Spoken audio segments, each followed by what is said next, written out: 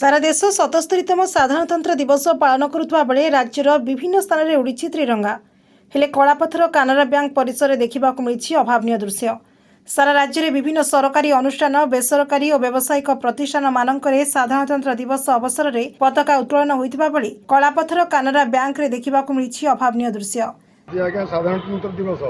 पालन कर अवसर में कलापथर बांकी विभागर कलापथर ग्राम में एक कानाडा बैंक ब्रांच खोल जाए सबुठे पताका उत्तोलन हवा भितर एटार सब बंद कराई आम भारी दुखित कहीं बंद कराला बैंक हवा दिन चलता कि एथर बंद आमर ये साधारणतंत्र दिवस 2 वर्ष होता कानाडा बैंक आमर